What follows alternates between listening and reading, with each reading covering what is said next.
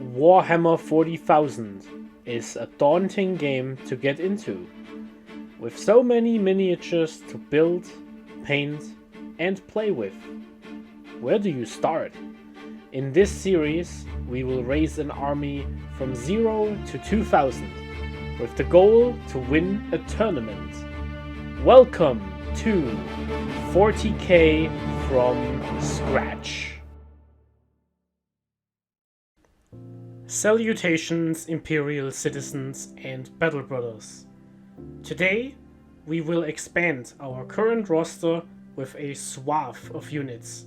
Almost 1000 points, all in one box. We can do it with the Leviathan box. We have managed to acquire a box for exactly $200 with discounts from importing it.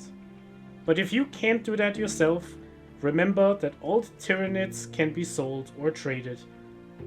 It's a good box and can still be found in most online shops and retail stores.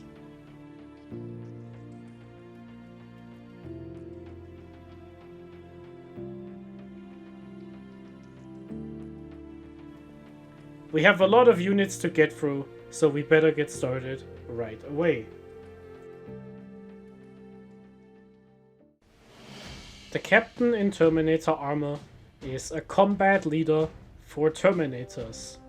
The Captain can make stratagems free and reusable, and gives his unit reroll charges to increase their consistency. The Librarian in Terminator armor is a psychic leader for Terminators who can protect units from psychic attacks and increases their damage output with the sustained hits ability. The Apothecary Biologist is a Gravis armored support leader who grants lethal hits to a unit of Gravis Space Marines and increases his OC characteristic after successfully killing an enemy unit in close combat. The Lieutenant with a combi weapon is a lone operative, which means he can't be shot outside of 12 inches and gets to move whenever enemies get too close. Thanks to the stealth and 5-up feel no pain ability, the Lieutenant is more durable than he seems, and he can support your entire army with rerolls to wound. The Inferno Squad is an anti-infantry unit with pinpoint accuracy thanks to the Torrent ability. The Inferno's Marines are great for Overwatch plays and can use Battle Shock to prevent enemy units from holding objectives. Sternguard Veterans are anti-infantry specialists who can use the Devastating Wounds ability to bypass armor. Once per game, Sternguard can shoot twice. Terminators are durable all-round elites. Their Stormbolters can be used for anti-infantry, and their Power Fists and heavy weapons can be used to deal with sturdier targets. Terminators can arrive from Deep Strike and gain extra accuracy against your selected Oaths of Moment target. The Ballistus Dreadnought is a durable walker with ranged weapons, which are primarily great against tanks and monsters. It also has reasonable anti-infantry capabilities and gets to reroll hits against units above starting strength.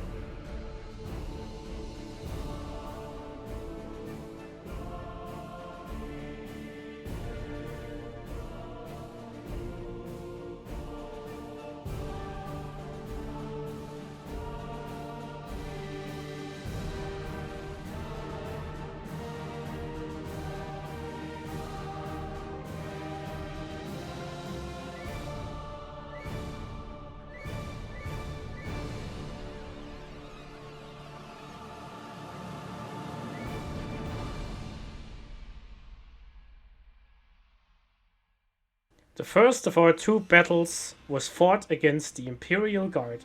Lists are in the description below. The mission was only war from page 59 of the rulebook. My opponent played his first game of 10th edition, so we went for the simple mission once again, and it ended in a meat grinder. Tanks, missiles, and bolters fired between both sides, and the game concluded as a 5-5 draw. Game 2 was 1500 points against Necrons, featuring a big monolith. The mission was drawn from the Leviathan deck as priority targets with hidden supplies and was played on Crucible of Battle deployment. The monolith and its abuse of the towering keyword went through my army like a bowling ball and essentially single-handedly responsible for most of the casualties. But thankfully, the remainder of the Necron forces were spread thin, and it was easy to pick off all the scoring units and win the game by points. The Ultramarines celebrate their first victory in a close score of 70-67. Well played. Thanks to the Leviathan box, our collection has almost grown to the coveted 2000 point game size. In the next episode, things will finally get serious as we reach the goal of a playable 2000 point army.